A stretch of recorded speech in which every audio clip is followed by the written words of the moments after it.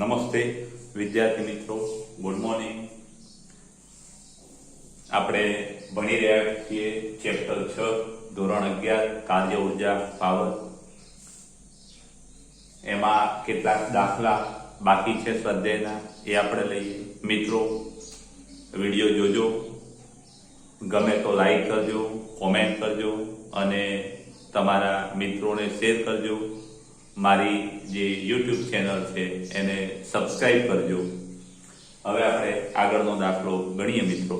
રકમ કઈ આવી છે, પ્રારંભમાં સ્થિર રહેલ 2 kg દળનો એક પદાર્થ 7 ન્યૂટન જેટલા સમક્ષિતિજ દિશાના બળની અસર હેઠળ ટેબલ પર ગતિ ઘર્ષણાંક 0.1 સાથે ગતિ કરે છે। તો આપેલી ગણતરીઓ કરો અને તમારા પરિણામનું અર્થઘટન કરો। એ લગાડેલ બળ વડે 10 સેકન્ડમાં થયેલ કાર્ય, બી ઘર્ષણ વડે 10 સેકન્ડમાં થયેલ કાર્ય અને 10 સેકન્ડમાં પરિણામી બળ વડે પદાર્થ પર થયેલ કાર્ય।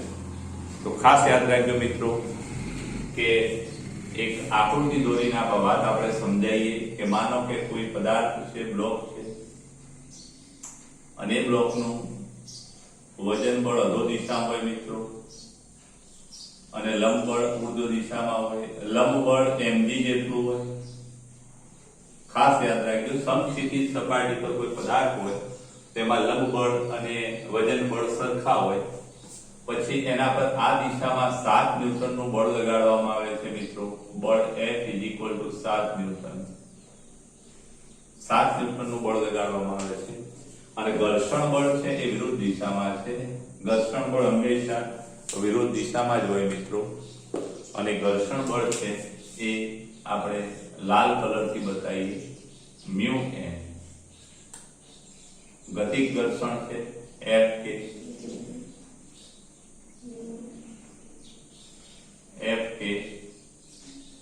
જેને આપણે કહીશું મ્યુ n બરાબર mg। તો પહેલા આપણે કયા કયા બળો લાગે છે એની આપણે વાત કરીએ। આપણે કાર્ય શોધવાનું છે મિત્રો, અને કાર્ય એટલે બળ ગુણ્યા સ્થાનાંતર, એટલે આ બધા બળોની અસર હેઠળ પદાર્થ કેટલું સ્થાનાંતર કરે એ પહેલું આપણે શોધવું પડશે મિત્રો।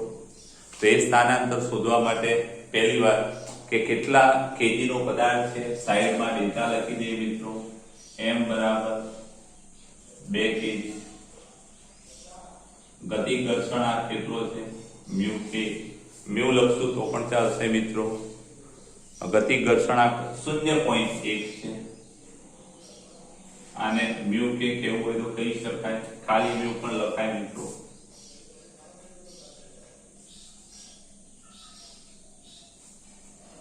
હવે એના પર લાગતું પરિણામી બળ કેટલું એ પહેલા શોધી કાઢીએ મિત્રો। તો આ દિશામાં બળ 7 ન્યૂટન લાગે છે, એમાંથી આ ઘર્ષણ બળ છે આપણે બાદ કરવું પડશે। એટલે પહેલી વાત કે પરિણામી બળ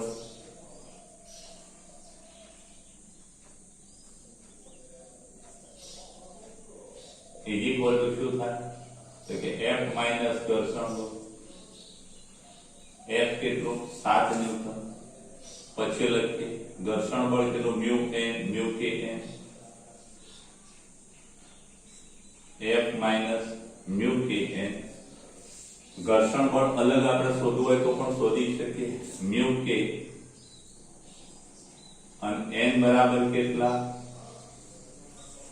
n બરાબર mg। તો F 7 ન્યૂટન છે મિત્રો, અને માઈનસ મ્યુ k 0.1 m 2, અને g આપણે લેવાના છે 10 લેવાના છે કે 9.8 જરા જોઈ લઈએ। 9.8 લીધેલા છે મિત્રો, તો આપણે અહીંયા 9.8 નો ઉપયોગ કરીશું। 10 પણ લઈ શકાય, તો અહીંયા 7 માઈનસ આ 2 નો ગુણાકાર કરી 0.1, 3 નો ગુણાકાર કરીએ 8 દુ 16, વિધિએ 9 દોડા ને 19, 1 અને 2 1.96 થશે મિત્રો। એટલે આ બાદ બાકી કરતા 4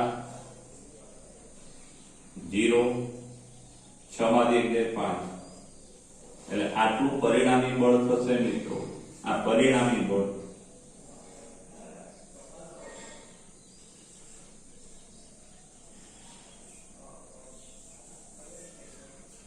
આપણો કાર્ય શોધવાનું છે મિત્રો. કાર્ય શોધવા માટે આપણી પાસે સ્થાનાંતર હોવું જોઈએ. બળ છે આપણી પાસે. તો હવે સ્થાનાંતર કેટલું થશે એ જરા જોઈ લઈએ. તો બળ F = ma. પણ અહીંયા બળ F કયું લઈશું? તો કે આ પરિણામી બળ. પરિણામી બળ છે એનો આપણે સિમ્બોલ F' લઈ લઈએ મિત્રો. એટલે આપણું જે પરિણામી બળ આવ્યું F'. એટલે અહીંયા પરિણામી બળ બરાબર m. માટે પ્રવેગ A બરાબર શું થાય?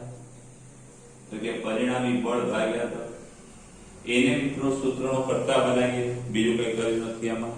9. ખાસ યાદ રાખજો. માટે પ્રવેગ A બરાબર F' કેટલા છે મિત્રો? તો 5.04 છે. અને દળ કેટલું છે? તો કે દળ પદાર્થનું 2 kg છે. આટલા વડે ભાગીએ તો 5 અડી દુ 5 અને 2 દુ 4. તમે કેલ્ક્યુલેટરમાં ગણજો. ગણિતની વાતમાં કેલ્સી તમારે ફેલાવું છે તેનો ઉપયોગ કરી શકો મિત્રો. તો 2.52 પ્રવેગ આવ્યો.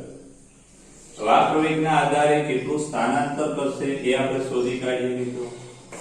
તો સ્થાનાંતર S બરાબર S પણ કહી શકાય, D પણ કહી શકાય, અથવા એને F પણ કહી શકાય મિત્રો. તો સ્થાનાંતર S અથવા D = શું થશે? VOT + 1/2 AP².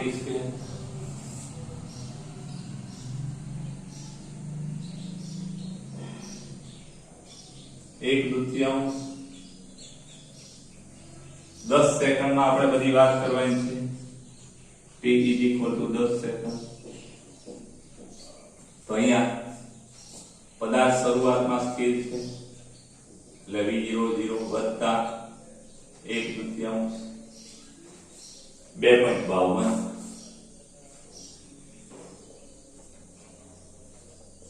into t², 10 નો વર્ગ is equal to, અહીંયા 2 વડે ભાગીએ તો 1.26 અને ગુણ્યા 10 નો વર્ગ 100 અને is equal to 126 મીટર. આટલું સ્થાનાંતર થશે. આને મિત્રો S પણ કહી શકાય, D પણ કહી શકાય. તમે બેમાંથી કોઈ પણ સિમ્બોલ રાખી શકો.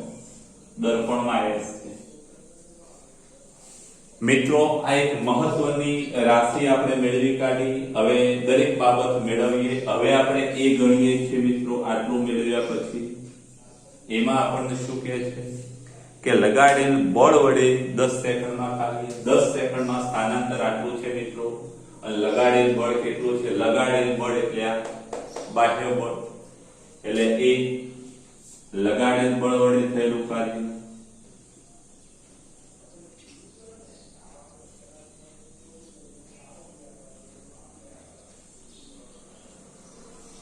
W1 = શું થશે? તો કે બળ ગુણ્યા સ્થાનાંતર. મિત્રો S પણ કહેવાય, D પણ કહેવાય, FD પણ કહેવાય, FS પણ કહેવાય. F કેટલા? લગાડેલ બળ 7 ન્યૂટન અને ગુણ્યા 126 7 × 42 વિદ્યુત 4 12 × 84 ને 4 88. મિત્રો તમે કેલ્સીમાં ગણજો. આટલા જૂલ કાર્ય થાય. આ બાહ્ય બળ વડે થતું કાર્ય છે મિત્રો. પછી બી માં કહે છે ઘર્ષણ વડે 10 સેકન્ડમાં થયેલ કાર્ય. ઘર્ષણ બળ આ ખાસ યાદ રાખજો મિત્રો. ઘર્ષણ બળ વિરુદ્ધ દિશામાં છે. સ્થાનાંતર આ દિશામાં થવાનું છે. એટલે કાર્ય કેવું મળે? બંને વિરુદ્ધ બળ અને સ્થાનાંતર વિરુદ્ધ દિશામાં હોય તેવા બળ વડે થતું કાર્ય ઋણ હોય. એટલે ઘર્ષણ બળ વડે થતું કાર્ય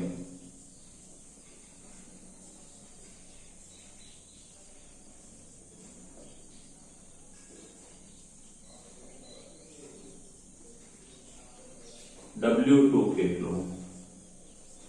તો કે ઘર્ષણ બળ માઈનસ Fk ગુણ્યા સ્થાનાંતર કે ઘર્ષણ બળ મિત્રો ખાસ યાદ રાખજો, આમાં આ જે છે ઘર્ષણ બળ છે, અહીંયા આ આપણું ઘર્ષણ બળ છે, એને આટલું મળ્યું, એ આટલું મળ્યું, એ આટલું મળ્યું, એ 1.96 મળ્યું, એટલે આપણે સીધા 1.96 લખી દઈશું. અને સ્થાનાંતર કેટલું? 124. મિત્રો આ બંનેનો ગુણાકાર તમે કેલ્સીમાં ગણજો. 196 1.96 ગુણ્યા 126 તમારો જવાબ આવશે 246.96. 246.96 એટલે લગભગ 247 કહેવાય. ખાસ યાદ રાખજો, 246.96 247 કહી શકાય. આ જે જવાબ આવ્યો મિત્રો કેવો આવ્યો? તો કે ઋણ આવ્યો.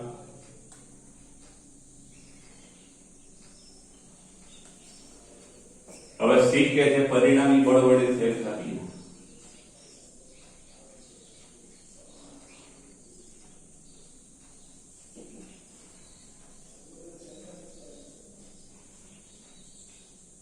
તો બે રીતે આ પરિણામી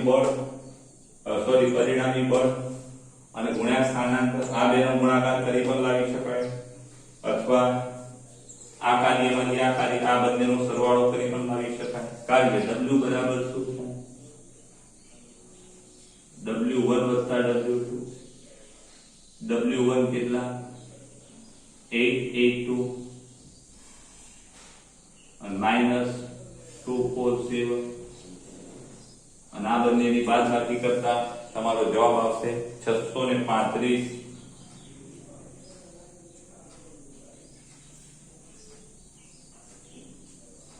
આટલા જોડ કાર્ય થશે મિત્રો. ખાસ યાદ રાખજો, આ બાહ્ય બળ વડે થયેલું કાર્ય છે, આ ઘર્ષણ બળ વડે થયેલું કાર્ય છે, વિરુદ્ધ દિશામાં છે, અને આ જે કાર્ય છે આપણું પરિણામી બળ વડે થયેલું કાર્ય. આ શોધવા માટે તમે આનો ઉપયોગ પણ કરી શકો, પરિણામી બળ ગુણ્યા સ્થાનાંતર. આ બેનો ગુણાકાર કરતા પણ આ જવાબ તમારા આવશે મિત્રો. સ્ક્રીનશોટ લઈ લેજો.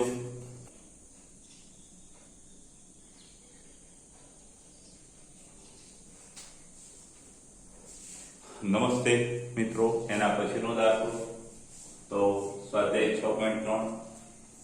રકમ કઈ આવી છે કે આકૃતિમાં એક પરિમાણમાં સ્થિતિ ઉર્જા વિધેયના કેટલાક ઉદાહરણો આપ્યા છે. કણની કુલ ઉર્જાનું મૂલ્ય y અક્ષ પર ચોકડી એટલે કે ક્રોસની નિશાની વડે દર્શાવ્યું છે. દરેક કિસ્સામાં એવા વિસ્તાર દર્શાવો જો હોય કે જેમાં આપેલ ઉર્જા માટે કણ અસ્તિત્વ ધરાવતો ન હોય. આ ઉપરાંત દરેક કિસ્સામાં કણની કુલ લઘુત્તમ ઉર્જા કેટલી હોવી જોઈએ તે દર્શાવો. ભૌતિક શાસ્ત્રની દ્રષ્ટિએ આવા કેટલાક ઉદાહરણો વિચારો કે જેમની સ્થિતિ ઉર્જાના મૂલ્યો આ સાથે મળતા આવે. આપણે તો આ 4 ઉદાહરણમાં છે એટલી વાત કરવાની છે આમાં. તો ખાસ યાદ રાખજો મિત્રો કે અહીંયા 4 આલેખમાં સ્થિતિ ઉર્જા v કૌંસમાં x એ x ના વિધેય સ્વરૂપે આપણને દર્શાવેલી છે. દરેક આલેખમાં અહીંયા ચોકડી છે એ y અક્ષ પર કુલ ઉર્જા છે. અહીંયા કુલ ઉર્જા આટલી, અહીંયા કુલ ઉર્જા આટલી, અહીંયા કુલ ઉર્જા આટલી, અહીંયા કુલ ઉર્જા આટલી, એટલે કુલ ઉર્જા આપણને દર્શાવેલી છે. તો કયા વિસ્તારમાં પણ ના હોઈ શકે તો એક જનરલ પહેલા થોડી વાત કરી નાખીએ કે કુલ ઉર્જા E બરાબર શું થાય મિત્રો? તો કે કુલ ઉર્જા E બરાબર k વત્તા v થાય. ગતિ ઉર્જા અને સ્થિતિ ઉર્જાના સરવાળાને શું કહેવાય? તો કે કુલ ઉર્જા. હવે એક વસ્તુ સમજી લેજો મિત્રો કે અહીંયા ગતિ ઉર્જાની વાત કરીએ તો ગતિ ઉર્જા k બરાબર શું થશે કે E - v. v આ બાજુ લાવે k ને સૂત્રનો કરતા ગતિ ઉર્જા k છે k લેસ ધેન 0 હોઈ ના શકે. ખાસ યાદ રાખજો કે નું મૂલ્ય શૂન્ય કરતા નાનું ના હોય કે ગતિ ઉર્જા ક્યારેય ઋણ હોતી નથી. તો હવે આપણે પ્રશ્નોના જવાબ આ સૂત્રના આધારે આપી શકીએ.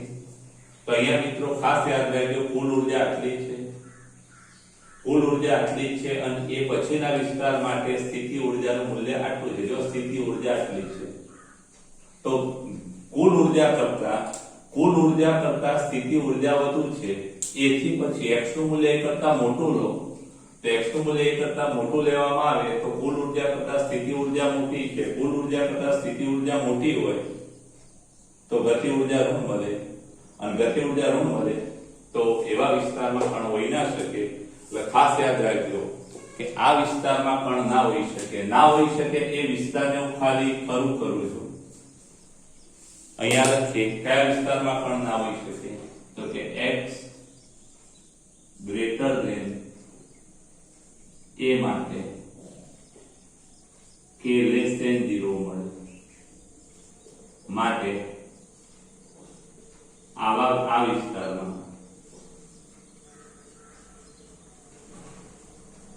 કણનું અસ્તિત્વ ના હોય અથવા કણ ના હોઈ શકે.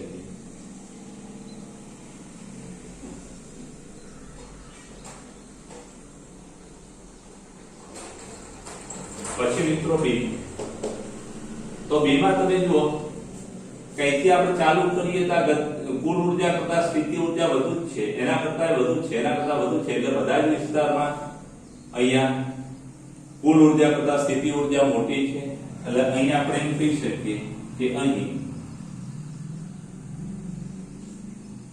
બધા જ વિસ્તારમાં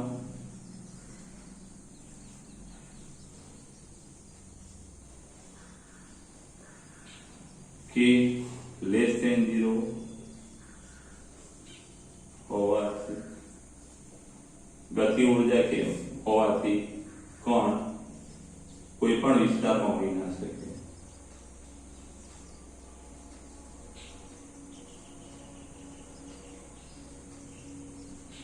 ના હોય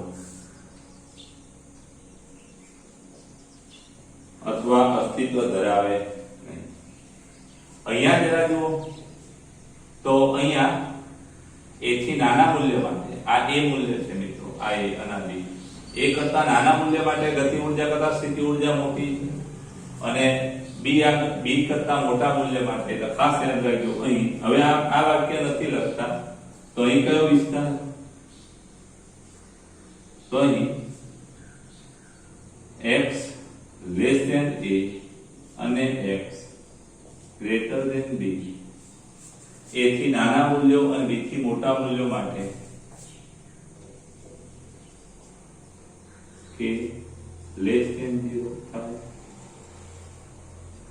માટે x લેસ ધેન a અને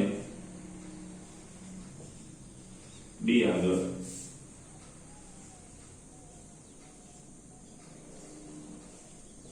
કણ ન હોય ત્યાં પણ હોઈ શકે નહીં. અહીંયા મિત્રો ખાસ યાદ રાખજો કે આ કુલ ઉર્જા છે, આ સ્થિતિ ઉર્જા કુલ ઉર્જા કરતા ઓછી છે. અહીંયા પણ સ્થિતિ ઉર્જા કુલ ઉર્જા કરતા મોટી છે, અહીંયા પણ કુલ ઉર્જા કરતા સ્થિતિ ઉર્જા મોટી છે. એટલે ખાસ યાદ રાખજો કે આટલો વિસ્તાર એવો છે જ્યાં કુલ ઉર્જા કરતા સ્થિતિ ઉર્જાનું મૂલ્ય મોટું દેખાય છે. આપણને જુઓ આ સ્થિતિ ઉર્જા આટલી છે, પછી થોડા આગળ જતા આટલી છે. એટલે આ બંનેના વચ્ચે અને આ બંનેના એટલે ખાસ યાદ રાખજો કે -b/2 less than x less than -a/2 અને a/2 less than x less than b/2 માટે k લેસ ધેન 0 અને માટે આ વિસ્તારમાં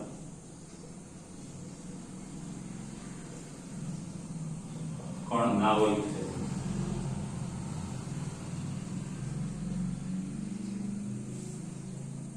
ખાસ યાદ રાખજો મિત્રો કે આ વિસ્તારમાં કણ હોવા માટે કુલ ઉર્જા કેટલી હોવી જોઈએ. ખાસ યાદ રાખજો આ વિસ્તારમાં કણ હોવા માટે કુલ ઉર્જા છે એ આ v0 જેટલી હોવી જોઈએ. આ વિસ્તારમાં પણ કણ હોવા માટે કુલ ઉર્જા છે એ V0 કે એના કરતા મોટી હોવી જોઈએ. આ વિસ્તારમાં પણ કુલ ઉર્જા છે એ અહીંયા V0 કરતા મોટી હોવી જોઈએ. અહીંયા V1 કરતા મોટી હોવી જોઈએ, V2 કરતા V3. એટલે આ V1 V2 V3 છે મિત્રો. ચોપડીમાં કદાચ બતાયા ના હોય, આ V1 છે, આ V2 છે, આ V3 છે, બરાબર. પણ હવે 1 2 3 બતાયા નથી. પણ આપણે એમ કહી શકીએ કે આટલા વિસ્તારમાં V0 કરતા મોટી હોવી જોઈએ, આટલા વિસ્તારમાં V1 કરતા, આટલા વિસ્તારમાં V2 અને પેલા V3 કરતા 1 2 3 4. એટલે 1 2 3 4 આપણી V3 છે મિત્રો.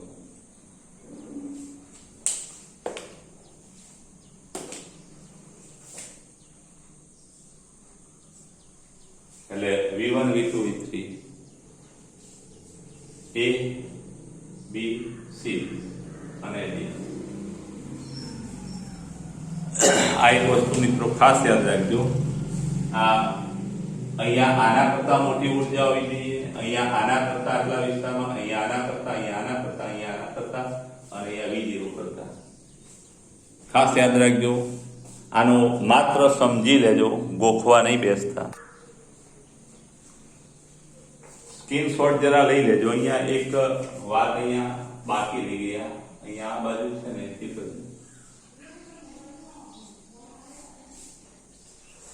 સ્ક્રીનશોટ મિત્રો લઈ લેજો આનો તમે અને માત્ર સમજી લેજો. મિત્રો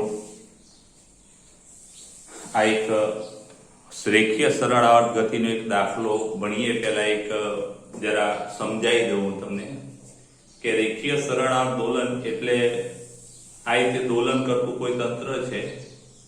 હવે આ દોલન કરતું જે તંત્ર છે એ ક્યાંથી પાછું વળે તો મહત્તમ સ્થાનાંતર માનો આટલે જઈ અને પાછું વળે છે તો અહીંથી પાછું વળે એટલે એનો વેગ કેવો થશે મિત્રો? તો કે 0 થશે. અને અહીંથી પાછું વળે એટલે વેગ 0 થાય. એટલે મહત્તમ સ્થાનાંતરથી એનો વેગ 0 થાય અને વેગ 0 થાય ત્યાંથી એ પાછું આવવાનું છે. એટલે આ ખાસ યાદ રાખજો કે આ મહત્તમ સ્થાનાંતર જેટલા અંતરે જઈ અને પાછું આવશે અને જ્યાંથી પાછું વળે ત્યાં એક ક્ષણ માટે સ્થિર રહેતું હોય છે. એટલે એવો એક દાખલો છે, ખાસ યાદ રાખજો મિત્રો. દાખલા નંબર 6.4 રેખીય સરળ આવર્ત ગતિ કરતા એક કણ માટે સ્થિતિ ઉર્જા વિધેય v કૌંસમાં x બરાબર kx²/2. ખાસ યાદ રાખજો સ્થિતિ ઉર્જાનું જે વિધેય છે એ kx²/2 છે મિત્રો. સ્થિતિ ઉર્જા v કૌંસમાં x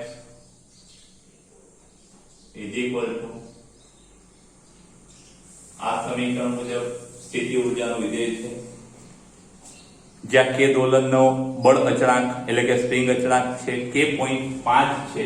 ખાસ યાદ રાખજો મિત્રો. અહીંયા k નું મૂલ્ય કેટલું છે? 0.5 ન્યૂટન પર મીટર. k નો એકમ ન્યૂટન પર મીટર. v કૌંસમાં x વિરુદ્ધ x નો આલેખ આકૃતિમાં દર્શાવેલ છે. દર્શાવો કે આ સ્થિતિમાં 1 જૂલ જેટલી કુલ ઉર્જા ધરાવતો કુલ ઉર્જા કેટલી છે? E 1 જૂલ જેટલી કુલ ઉર્જા ધરાવતો ગતિ કરતો કણ x બરાબર ±2 મીટર પહોંચે એટલે પાછો જ ફરવાનો છે. પાછો જ ફરવાનો છે એટલે એનો મતલબ એ થયો કે x +2 આગળ થાય ત્યારે એનો વેગ 0 થાય અને x -2 થાય ત્યારે પણ એનો વેગ 0 થાય. એટલે વેગ 0 માટે જો x ±2 મળે, ખાસ યાદ રાખજો અહીંયા વેગ 0 આગળ x અહીંયા +2 અને અહીંયા -x અહીંયા x નું મૂલ્ય અહીંયા -2 મળે. અહીંથી જો પાછો વળતો હોય ત્યાં વેગ કેવો થાય? 0. એટલે આપણે ખાસ યાદ રાખજો મિત્રો કે E બરાબર k વત્તા ગતિ ઉર્જા વત્તા સ્થિતિ ઉર્જા. હવે મહત્તમ સ્થાનાંતરના સ્થાન એટલે કે x બરાબર xm માં છે, ગતિ ઉર્જા k બરાબર 0 થાય. મહત્તમ સ્થાનાંતરે એનો વેગ કેવો થશે? 0 થશે. અને વેગ 0 હોય એટલે એની ગતિ ઉર્જા પણ કેવી થાય? 0 થાય. એટલે E = v કૌંસમાં x e કેટલા 1 is equal to 1/2 v કૌંસમાં x કેટલા kx²/2 x કેટલા લઈશું આપણે મહત્તમ માટે બે ઉડી જશે 1 is equal to k xn² માટે xn² is equal to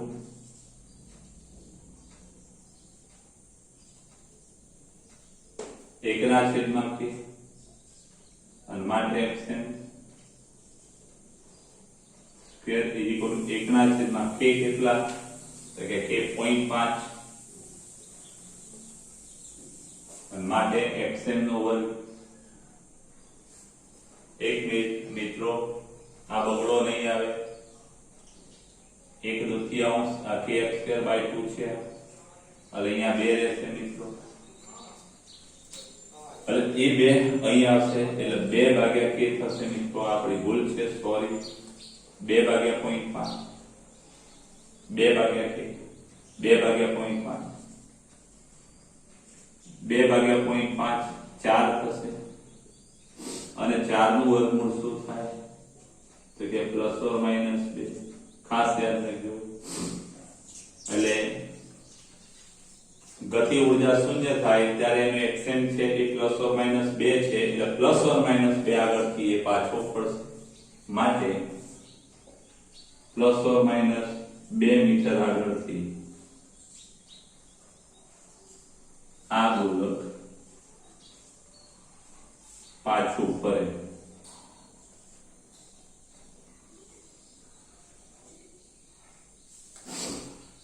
ખાસ યાદ રાખજો સ્ક્રીનશોટ લઈ અને ઉતારી દેજો મિત્રો